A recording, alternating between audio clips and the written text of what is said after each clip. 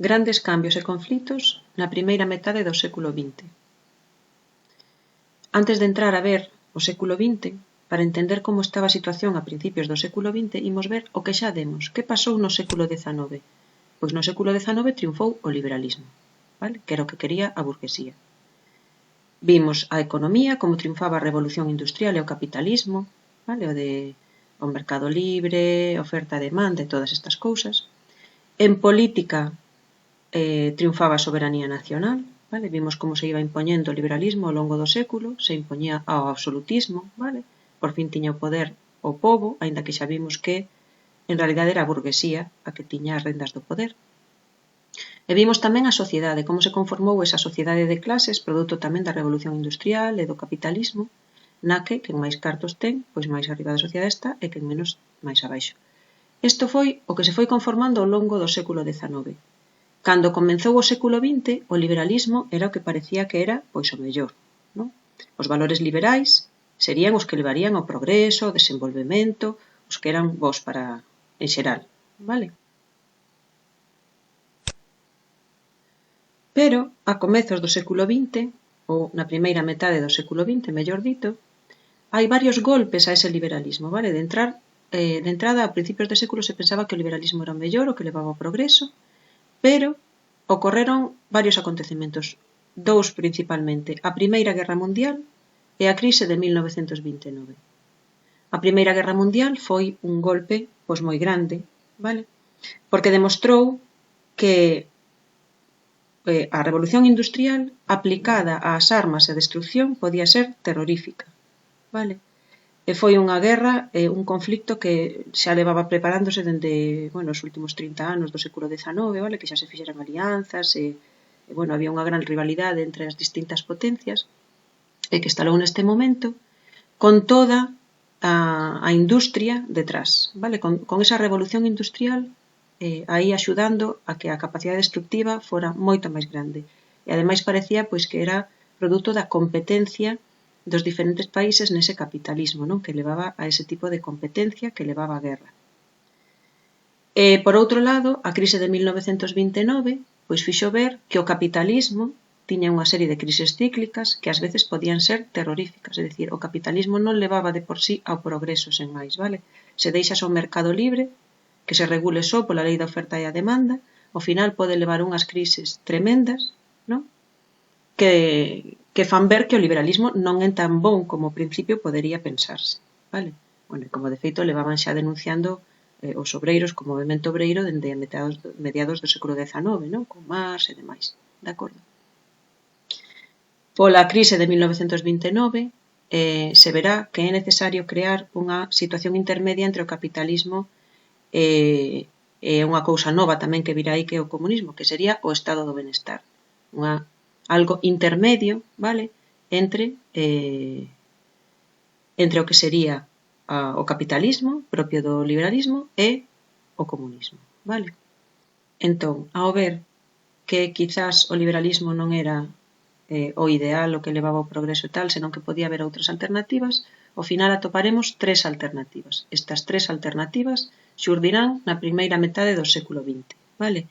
A primeira, pois, será o comunismo, que triunfou de forma revolucionaria en Rusia, vale? Xa veremos despois, polo miúdo, como foi un pouco tamén provocado non só pola situación de fame e desesperación da poboación, senón tamén polo mesmo feito de que ocorrera a Primeira Guerra Mundial, vale? Que forzou un pouquiño a situación.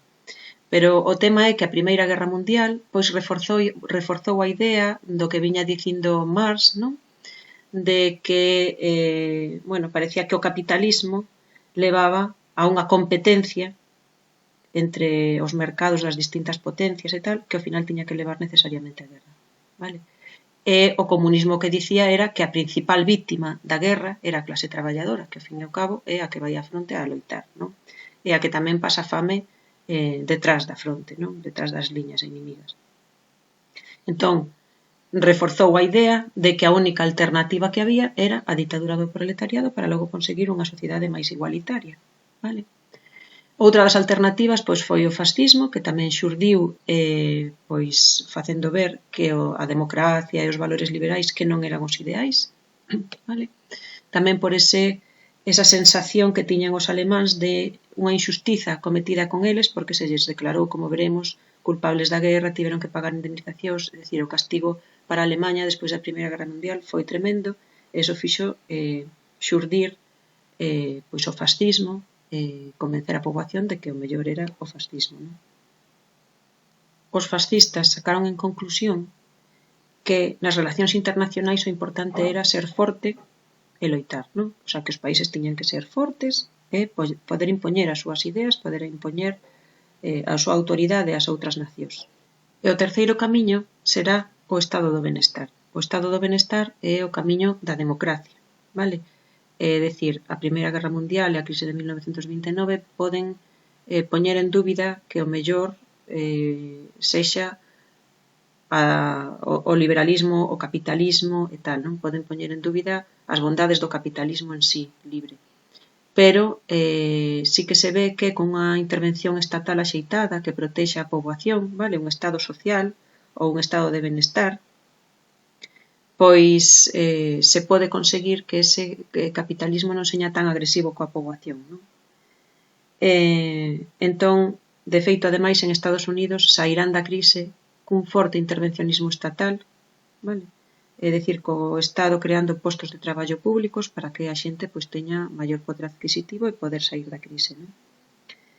Entón, ese terceiro camiño será un sistema mixto entre o capitalismo, vale? E o comunismo. Non se chega en ningún caso ao comunismo, segue sendo capitalismo, pero con intervención forte do Estado. Vale? Entón, haberá 3 camiños alternativos ao capitalismo e ao liberalismo, que son o comunismo, o fascismo e o estado do benestar.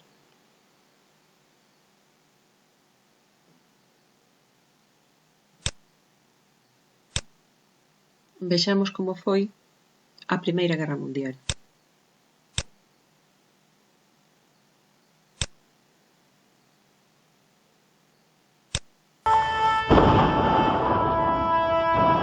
La Primera Guerra Mundial fue una guerra a una escala que nadie había conocido o imaginado hasta entonces. Entre 1914 y 1918, unos 65 millones de hombres tomaron las armas. 10 millones murieron en la batalla. 20 millones quedaron irremediablemente heridos física o mentalmente. La Primera Guerra Mundial fue realmente una guerra mundial. Se luchó desde las costas de América a las costas de Asia. Fue un choque de grandes imperios que destruyó a los antiguos y dio paso a los nuevos.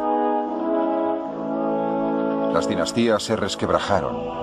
Una familia real fue asesinada y sustituida por el terror revolucionario. Fue una guerra que cambió el sentido mismo de la guerra. Vemos, polo tanto, que foi unha guerra mundial e que recibiu este nome, aínda que antes houbera outras guerras internacionais, recibiu este nome por dúas cuestións principais. Unha, pola capacidade de matar que tiña o ser humano daquela, vale? Producto da revolución industrial, que non tiña parangón anterior. A capacidade destructiva. E outra cousa que tamén lle deu unha dimensión especialmente mundial foi a intervención dos Estados Unidos. Ata daquela, as potencias europeas eran os principais países do mundo, vale? Os que tiñan máis poder do mundo. E a partir de entón, a partir da Primeira Guerra Mundial, serán os Estados Unidos a maior potencia mundial e a que se convertirá no árbitro do mundo, a que dirime os principais conflictos a nivel mundial. A potencia con máis peso. Cales foron as causas de que se desenvolvera esta terrible guerra mundial? A máis inmediata das causas foi o asasinato do arquiduque Francisco Fernando, vale? en Sarajevo, que era o herdeiro da corona austrohúngara, vale? Que foi unha das potencias que loitaron na guerra, unha das principais potencias. Bueno, parecía que nese atentado pois tiña algún tipo de intervención ou podía ter algún tipo de intervención Serbia, sobre a que a Austro-Hungría tiña tamén intereses. Bueno, esa foi a faísca, é dicir, ese foi o feito que fixo saltar en último no último momento, o conflito, non? Pero había outras causas máis profundas detrás, vale? Entre as que atopamos, pois, varias ideas. Por un lado, a errónea interpretación da selección natural de Darwin, vale? A teoría da selección natural era referida a especies biolóxicas, a animais, vale? E a xente aplicouna ás nacións, vale? Como se as nacións, os países, foran especies biolóxicas como animais, vale? E que tiñan que loitar pola vida loitando entre elas. Era como se pois o que ocorría cos animais podera ocurrir tamén cos países, non? Era unha época moi racista, isto tamén viña un pouco relacionado coa idea de que unhas razas eran superiores a outras e tal, non? Unha idea totalmente errónea. Outra das cuestións foi o clima de nacionalismo agresivo que había, tamén relacionado coa causa anterior, vale? Foron facendo alianzas os diferentes países, por medo a non quedar illados, pois aliábanse con outros países que podían ter algún tipo de interese común, vale? Entón se formou por unha banda a Triple Alianza con Alemanha, Austria e Italia, aínda que logo Italia cambiara de bando, e por outro lado a Triple Entente, con Francia, Rusia e Gran Bretaña. E logo, por último, pois claro, con este clima de que hai que loitar uns con outros como se fóramos animais, con este clima de nacionalismo agresivo, pois houve unha importante carreira de armamentos. Os distintos países fóronse armando, foron investindo en armas e incluso estableceron o servicio militar obligatorio como se estiveran preparando para unha guerra que parecía inevitable. Vale? De feito, tan inevitable parecía a guerra que ao principio a poboación recibiu con entusiasmo a noticia de que se iniciaba a guerra. Todo o mundo estaba esperando e todo o mundo pensaba, todos os países pensaban que participarían na guerra, que sairían triunfantes e que ademais estaban participando na guerra por motivos defensivos. Todos os países pensaban que estaban loitando por motivos defensivos. O que pasa que ninguén previra que iba a pasar o que pasou, que iba a durar 4 anos e que morrería tantísima xente, 10 millóns de soldados. Non había precedentes do que podía ser unha guerra enfrentada así con estes inmensos recursos xerados por a industrialización e foi moito peor do que a xente esperaba. Dende logo, se souberan o que ia pasar, non recibirían a noticia do inicio da guerra con este entusiasmo.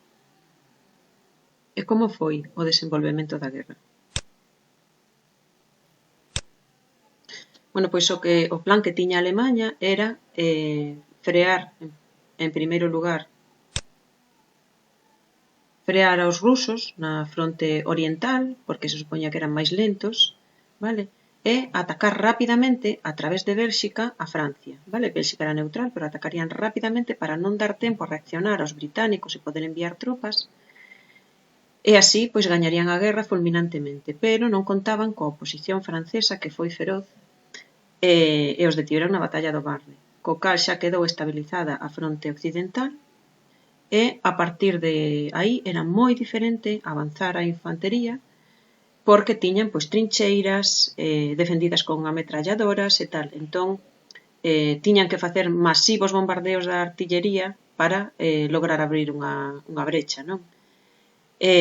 Houbo grandes ofensivas, pero esas grandes ofensivas nada máis permitían pois avanzar uns poucos quilómetros e costaban miles de baixas. O desenvolvemento da guerra foi moi distinto na fronte oriental. Na zona rusa, pois ali loitaba Rusia contra as potencias centrais, Alemanha e Austria-Hungría. E así os rusos resistiron 3 anos, pero ao final tiveron que renderse. Rusia non estaba industrializada como as outras potencias occidentais e, polo tanto, non tiña tampouco unha rede de comunicacións pois tan avanzada coa que abastecer as súas tropas e tal, non? Non tiña esa rede de ferrocarrils necesaria pois para levarlle alimentos ás tropas, armas e demais, non? E incluso para os cambios de tropas, o refresco de tropas e demais. En Francia e Alemanha, pois na retagarda vivíase en condicións de prácticamente normalidade ou relativa normalidade, non? En cambio, en Rusia, na retagarda, había auténtica fame e a xente estaba pasando pois moi mal. Entón, en 1917, houbo unha revolución que destronou o zar. Nun primeiro momento, cun goberno provisional que non era comunista, ni moitísimo menos, era de corte liberal, pero como mantiveron precisamente a Guerra Mundial e non firmaron a paz, chegou un momento en que houve outra segunda revolución a finais de 1917, que esta sí que xa foi comunista, e que por fin asinou a paz. Pero hai outro feito importante no desenvolvemento da guerra e foi a intervención dos Estados Unidos, que compensou con creces a retirada de Rusia do bando que ao final foi o bando gañador, non?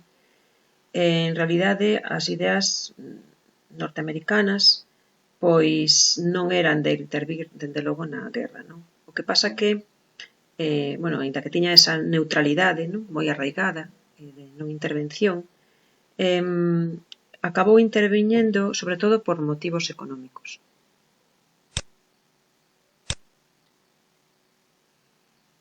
Porque resulta que, pois igual que Gran Bretaña se dedicou a, pois, aproveitando que tiña unha frota de superficie pois tan avanzada e pois, unha das mellores que había na época, ou a mellor, dedicouse a interromper o comercio con Alemaña para deixala totalmente desabastecida, non? Pois interceptaba os barcos na mar e non deixaba que venderan as cousas a Alemaña. En realidade, obrigábaos, digamos, entre comiñas, a comerciar con Gran Bretaña en vez de con Alemaña. Polo tanto, Alemaña respondeu pois bombardeando cos seus submarinos os barcos comerciais neutrais que comerciaban con Gran Bretaña. E entre estes barcos neutrais comerciais estaban os barcos estadounidenses. Estados Unidos tiña moitos lazos comerciais económicos con Francia e Gran Bretaña. E ese foi o motivo polo que ao final interviu. E ademais interviña pois do lado das potencias democráticas e en contra das potencias autoritarias, porque Estados Unidos pois eso tiña unha tradición democrática desde a súa formación, aínda que era bastante recente como país, non? E polo tanto foi por isto polo que interviñeron os Estados Unidos e xa decantaron totalmente a balanza do lado das potencias occidentais. Estados Unidos era daquela un país moi potente, moi industrializado, con moito peso, que a partir da Primeira Guerra Mundial pois era o árbitro do mundo, non? A principal potencia do mundo. E como foi a firma da paz? Pois, cando os imperios centrais, Alemaña e Austria-Hungría, viron que perdían, pois decidiron firmar un armisticio, vale? Claro, a poboación pois estaba descontenta, eran moitos anos de guerra, moito tempo aguantando, houbo revoltas, houbo folgas, e ao final acabaron abdicando tanto o emperador Guillerme II, que é o que vemos aquí na imaxe de Alemaña, como o emperador tamén do Imperio Austrohúngaro. E xurdiron, pois, os diferentes movementos nacionalistas que xa se viñan xestando de antes. Entón, temos, por exemplo, que Hungría se separou de Austria, vale? Tamén se independizou Checoslovaquia, vale? Bueno, o que era o Imperio Austrohúngaro, que é o que vemos aquí na imaxe, pois se foi desintegrando en diferentes estados. En 1919, os vencedores firmaron en París un tratado de paz con cada un dos vencidos, vale? Pois con Alemaña, con Austria-Hungría, con Bulgaria e con Turquía. En realidade, quen tomou todas as decisións foron os vencedores. Non houbo unha negociación cos vencidos, vale? Entón, aquí temos pois o presidente de Estados Unidos, o francés, o de Gran Bretaña e o italiano. Sabemos que Italia cambiou de bando no medio da guerra e ao final estaba do lado dos vencedores, non? E eles foron os que estableceron pois todas as condicións. O presidente de Estados Unidos, Wilson, que tiña moito peso, porque xa dixemos que Estados Unidos era a primeira potencia neste momento, pois intentou que se crearan acordos para que non volvera a suceder pois nada semellante, non? Entón, pois fixo un plan de 14 puntos que ao final non se cumpliron, pero que tiña a intención de pois solucionar os problemas que levaran á Primeira Guerra Mundial, non? Ese plan, pois a verdade é que a nivel internacional pois entusiasmou, non? Propuña, por exemplo, pois que non houbera tratados secretos entre as nacións, que sempre foran públicos, que houbera total liberdade de navegación marítima, e libre comercio internacional, que se reduciran os armamentos de todas as potencias e que se trazaran unhas novas fronteiras europeas de acordo co principio de autodeterminación das nacionalidades, é dicir, os países que se quixeran independizar, pois que puderan independizarse. E tamén defendía a creación dunha organización internacional para o mantemento da paz. Isto é importante porque é o antecedente da actual ONU, da Organización de Nacións Unidas, daquela chamábase Sociedade de Nacións. O que pasa que ao final Estados Unidos non formou parte desta Sociedade de Nacións e a verdade é que o seu efecto como pacificadora pois foi moi reducido, non? Pero a opinión dos vencidos non contou, vale? A petición de Francia, de Clemenceau, pois Alemanha foi considerada culpable da guerra e se decidiu que tiña que ceder diversos territorios a Francia, que tiña que desmilitarizar a zona limítrofe con Francia tamén, e a maiores aínda pagar unha indemnización polos danos causados. Isto creará un gran resentimento en Alemanha que favorecerá o ascenso de Hitler ao poder. Cales son as consecuencias da Primeira Guerra Mundial? Pois o tratado con Alemanha, o Tratado de Versalles, que é como se chama, creou un gran resentimento en Alemanha. E iso favorecerá aos agitadores ultranacionalistas, iso pois facilitará a chegada de Hitler ao poder. E dificultará a consolidación da democracia, porque cando rematou a guerra abdicou Guillermo II, pois se puxo unha democracia, un goberno democrático en Alemanha. Pero claro, esta sensación de derrota tan terrorífica debilitou a esa democracia e fixo que pois non prosperara, non? Esa nova democracia Alemanha chamábase a República de Weimar e tuvo que pagar as culpas de Guillermo II. Xurdiron ademais novos estados, vale? Pois Austria, xa dixemos, non? Austria, Hungría, tamén Yugoslavia, Checoslovaquia, Polonia, Lituania, Letonia, Estonia, Finlandia e tamén a Unión de Repúblicas Socialistas Soviéticas, a URSS, vale? Comunista. Algúns pensaron que isto pois, daría lugar a unha Europa máis libre, máis pacífica, non? Porque se as nacionalidades que queren se independizan, pois tería que estar estupendo todo, non? Pero non foi tal. Moitos destes estados convertéronse máis pronto ou máis tarde en dictaduras. Houbo novas tensións nacionalistas, posto que moitos destes novos estados eran a súa vez multinacionais, vale? Convivían neles pois xentes de diferentes linguas, culturas, tal. Levaban moito tempo con outras fronteiras e, por tanto, se mesturaran moitísimo. Era moi difícil crear novos estados que foran homoxéneos, que foran étnicamente homoxéneos, ou lingüísticamente homoxéneos, ou culturalmente homoxéneos. Había moita diversidade neles. Por exemplo, en Grecia e en Turquía recorreron a expulsións e matanzas masivas de xente, vale? Outro territorio que tamén se independizou foi o Imperio Turco, que se desintegrou e que se converteu nunha república. Pero moitos dos seus territorios convertíronse en protectorados de Francia, como Siria, ou de Gran Bretaña, como Irak e Palestina. Armenia conseguiu a súa independencia coa Paz de París, pero foron vencidos e o seu territorio quedou repartido entre a Unión Soviética e Turquía. Eso creará problemas a posteriori, vale? Creará problemas posteriormente. Outra das consecuencias pois tamén foi a Revolución Rusa, vale?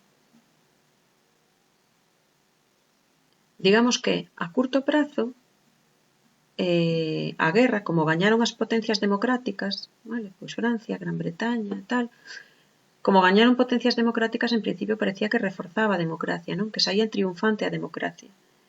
Pero, porque ademais, era unha guerra que venceran pois, co apoio da poboación, e a democracia síntese como moi da poboación, non? Polo sufragio universal, e o poder que ten o pobo e demais, non? A soberanía nacional. Pero, por outra parte, xa vimos como tamén favoreceu o alzamento comunista en Rusia, vale? Porque pois a situación que tiña Rusia era complicada e complicouse aínda máis coa guerra Iso foi unha das cousas que levou á Revolución Rusa comunista, non? E por outra banda tamén vimos que ese resentimento alemán levará tamén como consecuencia ao ascenso de Hitler.